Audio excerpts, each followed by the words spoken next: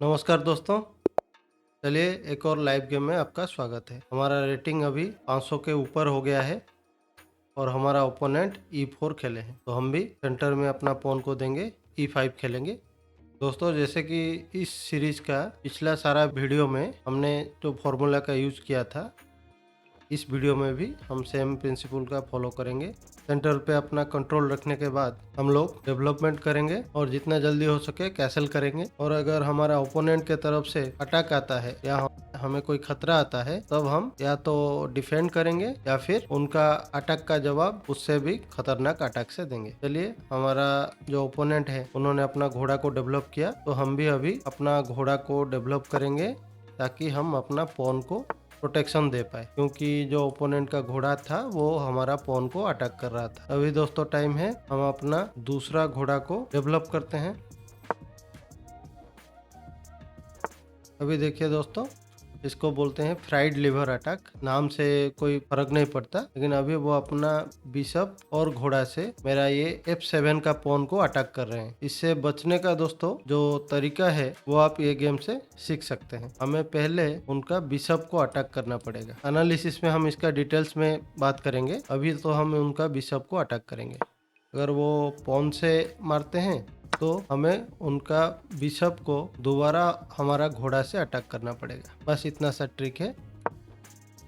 और एक बार बिशप इस लाइन से हट जाए, उसके बाद ये अकेला घोड़ा इस पॉन पे अटैक नहीं कर सकता। अभी उनका बिशप को मार लेना ही ठीक रहेगा। अभी बारी है, हमारा बिशप को डेवलप करेंगे ताकि हम जितना जल्दी हो सके कैसल कर पाएंगे। उन्होंने कैसल कर लिया तो हम भी कैसल कर लेते हैं। दोस्तों, अभी हमारा दूसरा बिशप को डेवलप कर लेते हैं, वो भी अटैक के साथ, क्योंकि हमारा जो घोड़ा है वो G4 में हमारा बिशप को प्रोटेक्शन दे रहा है और हम अभी उनके क्वीन पे अटैक कर रहे हैं। और ऊपर से इससे बचने के लिए वो जो पॉन को आगे कर सकते थे वो हो नहीं सकता, क्योंकि हमारा बिशप अभी किंग के तरफ नजर लगा के बैठा है। तो ये सब के बीच में हमको ये भी देखना जरूरी है कि उनका जो घोड़ा है H7 पॉन पे अटैक कर रहा है और उनका क्वीन भी वहीं पे देख रहा है। तो अगर हमारा ये घोड़ा ना होता तो उधर चेकमेट ही हो जाता। तो हम कोशिश करेंगे उनका घोड़ा को यहाँ से भगाने के लिए। यह हमारे लिए खतरा था, तो हम वो खतरे से बचने का कोशिश करेंगे। एक बार घोड़ा यहाँ से हट जाएगा तो हमारा जो पोजीशन है, ये भाई साहब लिथुआनिया के हैं और उनको लगा ये चेकमेट हो जाएगा, लेकिन हमारा घोड़ा अभी डिफेंड कर रहा है और ये मिल गया रेजिग्नेशन। वो सोचे थे कि चेकमेट हो जाएगा, लेकिन नहीं हुआ और उन्होंने रिजाइन कर दिया। तो चलिए, ये छोटा सा गेम का थोड़ा एनालिसिस कर लेते हैं। ये गेम बहुत छोटा था पर इसमें से बहुत कुछ सीखा जा सकता है। दोनों का पॉन सेंटर में आने के बाद उन्होंने अपना घोड़ा से मेरा पॉन पे अटैक किए, तो मैं भी अपना घोड़ा को डेवलप करते हुए अपना पॉन को प्रोटेक्शन दिया। फिर वो अपना बिशप को डेवलप किए। यहाँ पे अगर मैं अपना ये बिशप को कहीं डेवलप करता तो वो बेटर होता, लेकिन वो बिगिनर है सोच के मैंने उनको अंडर एस्टिमेट किया और पहले अपना घोड़ा डेवलप किया। फिर आया उनका फ्राइड लिवर अटैक।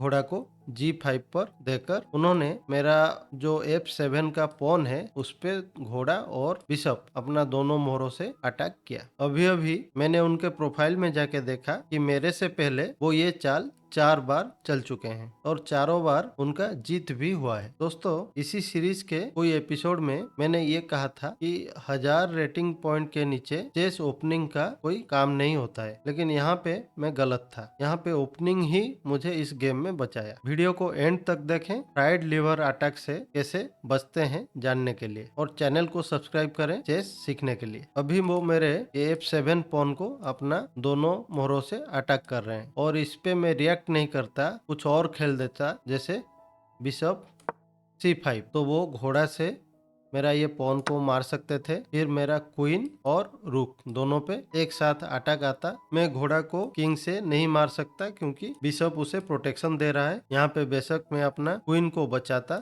तो वो मेरा रुक को मार देते। इसीलिए घोड़ा G5 में आते ही हमारे पास केवल एक ही डिफेंसिव चाल है और वो चाल है पॉन D5।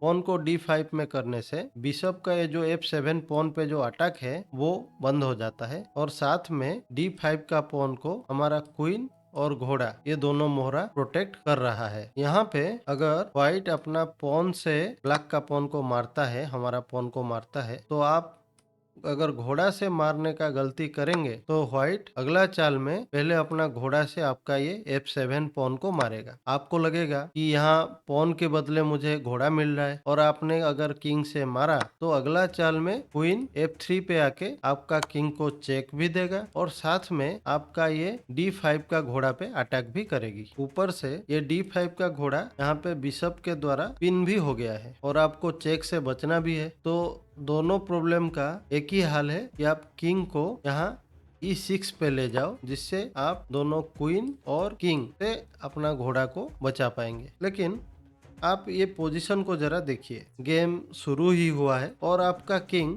दुश्मन मोहरों के बीच जाके बोर्ड के सेंटर में खड़ा है। अगर ये देखकर आपको डर नहीं लगता, फिर आप कोई महान चेस प्लेयर हैं या फिर चेस के बारे में आपको बिल्कुल कुछ भी पता नहीं। और यहाँ अगला चाल में व्हाइट अपना घोड़ा से ये जो ब्लैक का घोड़ा है पिन होके उसको अटैक कर रहा है। तो इसीलिए ये सब कॉम्प्लिकेशन को अवॉइड करने के लिए D5 के बाद जैसे ही व्हाइट पॉन को पॉन से मारता है, मैं अपना घोड़ा से उनका बिशप को अटैक किया। यहाँ पे D5 पॉन चलाना उतना ट्रिकी मूव नहीं था, ये आप सोचेंगे तो ये मूव आपको मिल जाएगा। असली ट्रिक था व्हाइट पॉन को घोड़ा से मारने के जगह दूसरा घोड़ा से अटैक करना उनका बिशप को, क्योंकि अगर ये बिशप ही नहीं रहेगा तो ये अकेला घोड़ा से हमारा पॉन या किंग पे क्या ही अटैक आएगा। तो इस पोजीशन में उन्होंने अपना बिशप को अपना पॉन से प्रोटेक्शन दिया, फिर भी हमने उनका बिशप को अपना घोड़ा से मार दिया। उन्होंने पॉन से हमारा घोड़ा को मारा,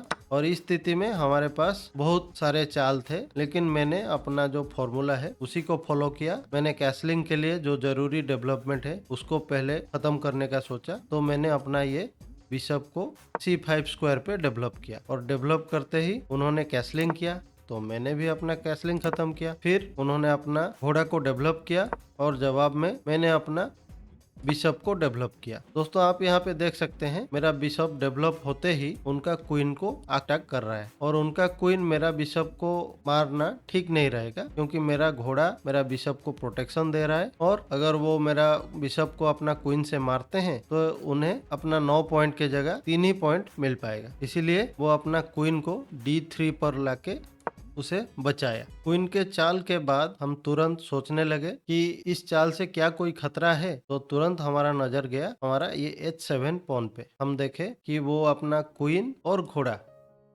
दोनों मोहरों से हमारा ये पॉन को अटैक कर रहे हैं, और उस पॉन को डिफेंस दे रहा है हमारा किंग और हमारा घोड़ा। और गलती से अगर हम अपना घोड़ा को यहाँ से हटा देते हैं तो वो क्वीन से हमारा H7 पॉन को मारकर हमें चेकमेट कर सकते हैं। इसीलिए इससे पहले कि हमारा घोड़ा पे कोई खतरा आए, जो कि हमारा ये H7 पॉन को बचा रहा है, हम सोचे कि हम उनका घोड़ा को अटैक करते हैं ताकि वो वहां से हट जाए और हमारा सर से ये चेकमेट का खतरा खत्म ही हो जाए। इसीलिए मैंने अपना H7 पॉन को H6 पे देके उनका घोड़ा को अटैक किया ताकि वो वहां से हट जाए। लेकिन जैसे कि आप इस सीरीज में देख रहे हैं, एक बिगिनर प्लेयर और ब्लंडर ये दोनों का नाता अनोखा होता है, एक दूसरे को छोड़ के ये कभी रह ही नहीं सकते। और बिगिनर प्लेयर अगर ब्लंडर नहीं करेंगे तो करेगा भी कौन। जो डिफेंस हमें दिखा था उनको चेकमेट के एक्साइटमेंट में वो डिफेंस दिखा नहीं, और वो सोचे कि क्वीन को यहाँ ले आने से H7 पे गेम चेकमेट हो जाएगा। लेकिन हम जैसे ही अपना डिफेंडर घोड़ा को लाके उनका क्वीन को मार दिए तो वो रिजाइन कर दिए। जिस एपिसोड में मैंने कहा था कि 1000 रेटिंग के नीचे ओपनिंग की कोई काम नहीं होता है, वहाँ पे